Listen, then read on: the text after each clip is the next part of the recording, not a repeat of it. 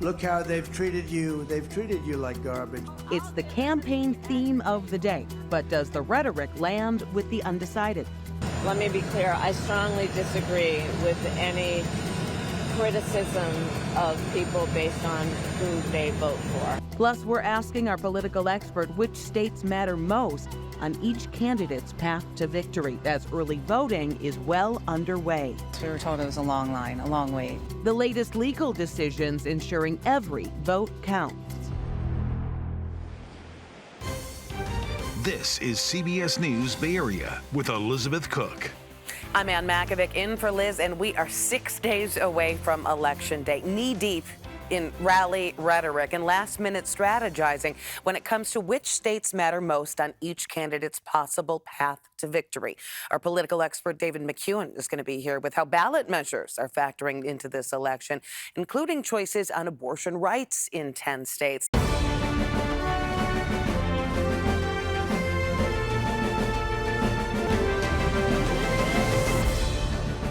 This is it. We're in the final sprint for the presidential candidates, and former President Trump and Vice President Kamala Harris both hitting the states that will determine the winner of the election. Natalie Brand is in Bucks County, Pennsylvania, one of the swing counties in the biggest battlegrounds. Former President Donald Trump and Vice President Kamala Harris both started the day in North Carolina, holding dueling rallies within 60 miles of each other.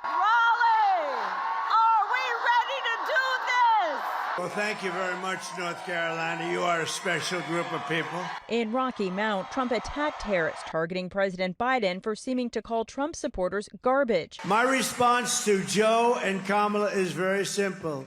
You can't lead America if you don't love Americans. You just can't. The White House says President Biden was referring to the comedian who made racist jokes at Trump's Madison Square Garden rally. Harris told reporters she disagreed with any criticism of people based on who they vote for, and during her rally in Raleigh, argued it is Trump who hates his opponents. He wants to put them in jail. I'll give them a seat at the table. Both Harris and Trump will also campaign in Wisconsin tonight, with Harris first making a stop in Harrisburg, Pennsylvania.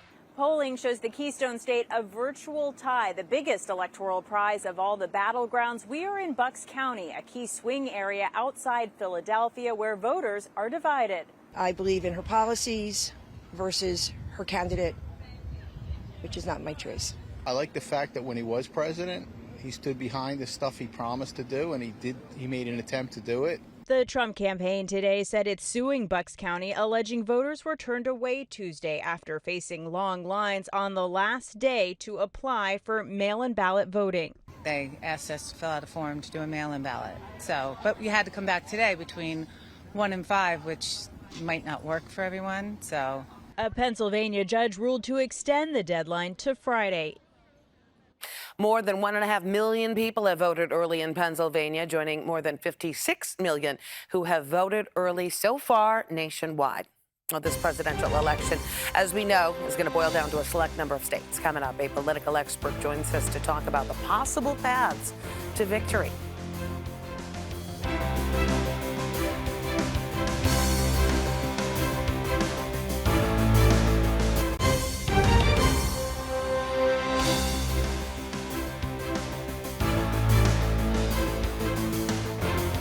So early voting is well underway, and many county elections offices are hard at work counting those ballots. In Contra Costa County, almost everyone is expected to either vote early or vote by mail. For the people working behind the scenes, one of their major goals is restoring trust in the voting process.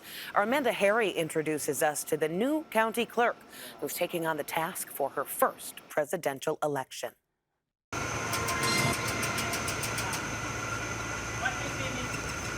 It may not be election day just yet, but sorting machines in Contra Costa County are already fired up and processing ballots.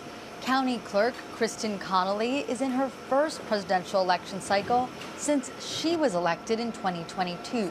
She's taking the job to heart and embodying the theme of voting from head to toe. I think it's fun and playful, and I can be promoting our work without saying a word. She wears a necklace with the word vote on it, and her shoes are covered in I voted stickers.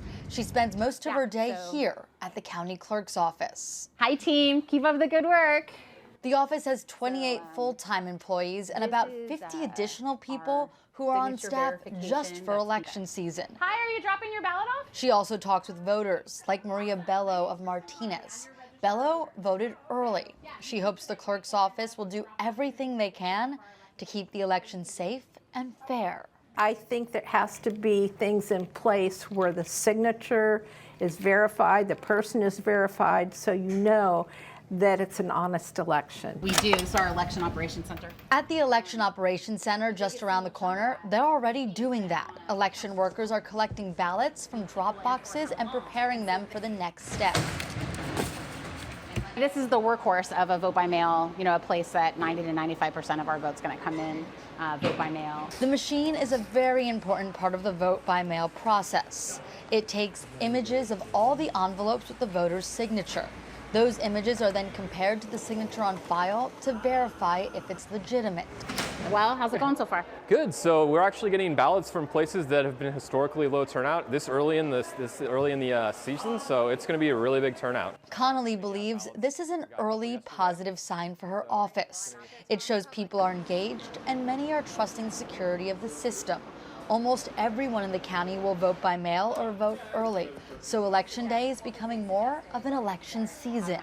But Connolly says the more, the merrier.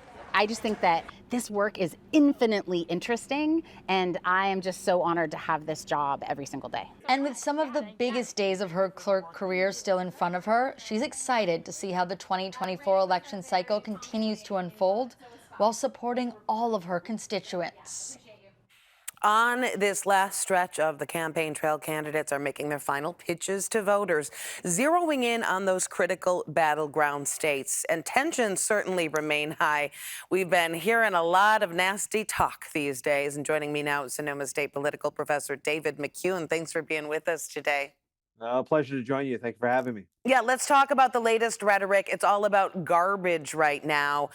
Does something like this even make a difference? Is this actually going to change anybody's minds, this kind of insult that we're hearing from both sides? Well, you have these insults and trying to get ahead of what's going on. Obviously, Kamala Harris trying to clean up President Biden's comments. And then you have the ugliness of what happened in Madison Square Garden.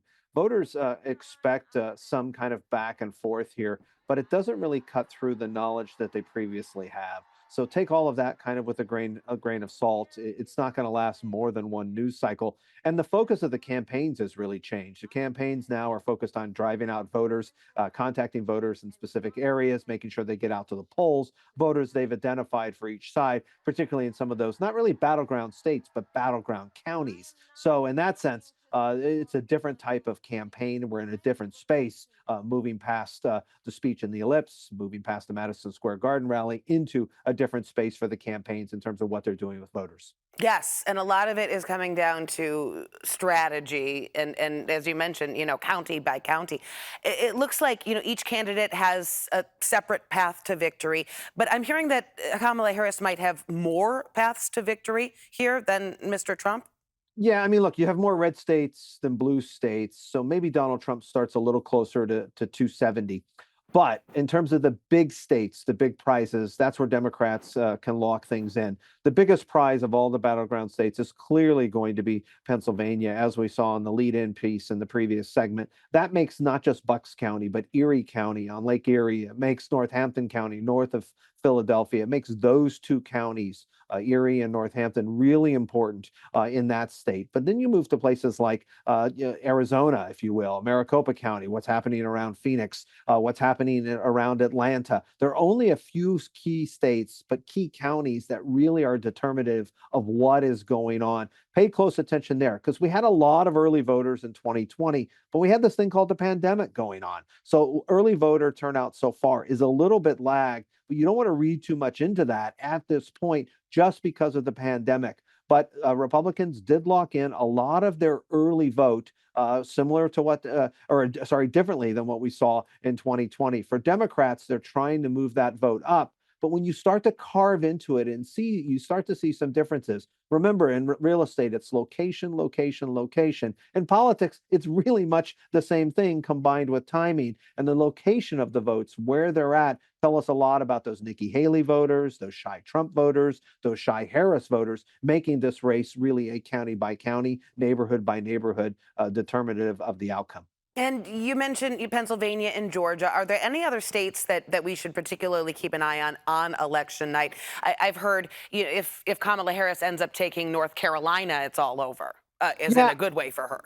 Yeah, I mean, North Carolina is very interesting. Democrats have really doubled down there on the early vote. The early vote that was coming in was heavily Republican, particularly by those affected by Hurricane Helene. I'd pay close attention, for example, to Waukesha County, Wisconsin, and Dane County, the two counties that are between Milwaukee and the University on a Hill, between Madison. Those two counties tend to have really kind of be battlegrounds, and Wisconsin tends to over-exaggerate the level of Democratic support. If Kamala Harris wins Wisconsin, if she wins Michigan, if she wins Pennsylvania, she needs one electoral vote. And that one electoral vote would come from someplace like Nebraska, too, the congressional district there. So there are ways that she has multiple paths. Donald Trump has to win Arizona. He has to win Georgia. He has to win North Carolina. But if he can pick up one of those Rust Belt states, he's also in a strong position. So we're going to watch this county by county on election night, as opposed to whole states. And then is there going to be an early call or not? That is all part of kind of the upheaval they expect to happen